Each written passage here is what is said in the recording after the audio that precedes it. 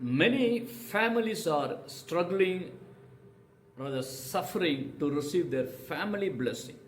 Please note the family blessing. Many families are denied to get the family blessing.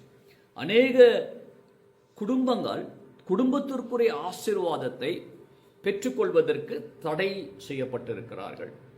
அதை ஆசீர்வாதத்தை பெற்றுக்கொள்வதற்கு தவித்துக் கொண்டிருக்கிறார்கள்.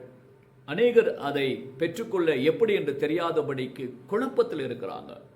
ஒரு குடும்பத்தில் இது தனி மனிதனுக்குரிய ஆசீர்வாதத்தை இல்லை, அதை குறித்து நான் முன்பே உங்களுக்கு பேசிட்டேன். இது குடும்பத்திற்குரிய ஆசீர்வாதம். குடும்பத்திற்குரிய ஆசீர்வாதம் ஏனென்றால் குடும்பத்திற்குரிய ஆசீர்வாதத்தை தேவன் ஏற்படுத்தி வைத்திருக்கிறார். குடும்பம் என்கிற அந்த ஒரு சூழலை ஏற்படுத்தியது தேவன் தான். அந்த ஒரு பந்தத்தை ஏற்படுத்தியது தேவன். அப்படிப்பட்ட அந்த காரியத்தை தேவன் ஏற்படுத்தும் பொழுது அதுக்குள்ள ஆசீர்வாதத்தை கர்த்தர் வைத்திருக்கிறார். பட் குடும்பத்திற்குரிய ஆசீர்வாதம் என்பது it is a covenant blessing, உடன்படிக்கையின் ஆசீர்வாதம். குடும்பத்தை தேவன் இணைத்தாரு. அந்த குடும்பம் தேவனோடு கூட இணைந்து இருக்கிற பொழுது தேவனிடமிருந்து இருக்கிற அந்த ஆசீர்வாதம் குடும்பத்தோடு கூட இணைவதை உங்கள் வாழ்க்கையில் நீங்கள் காண முடியும். ஆனால் தேவனோடு கூட நாம் இணையும் பொழுதுதான், குடும்பமாய் இணையும் பொழுதுதான், தனி மனிதனாய் கிடையாது.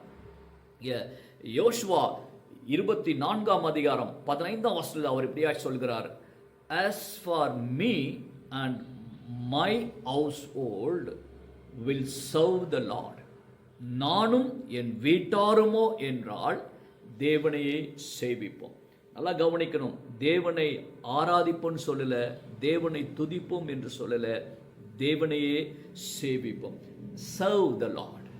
தேவனுடைய சமூகத்தில் சாரிபாத்தின் விதவியானவள் தன்னுடைய குடும்பத்திற்கென்று வைத்திருந்த கடைசி துளி மாவையும் அந்த எண்ணெயும் தேவனுடைய மனுஷனுக்கு குடும்பத்திற்குரிய காரியத்தை தேவனுடைய மனுஷனுக்கு கொடுத்ததன் மூலமாய் அந்த குடும்பம் தேவனோடு கூட இணைவதை நாம் அங்கே பார்க்கிறோம்.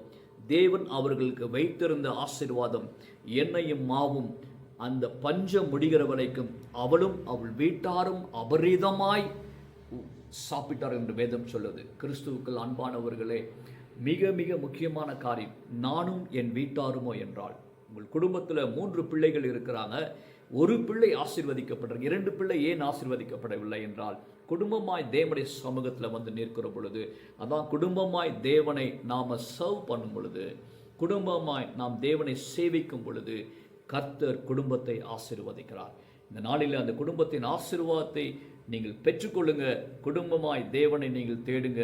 குடும்பமாய் தேவனுக்கு உங்களை அர்ப்பணிங்க. உங்கள் குடும்பம் அபரிதமாய் ஆசீர்வதிக்கப்படும். இது கர்த்தருடைய உடன்படிக்கையின் ஆசீர்வாதம். God bless you. Amen.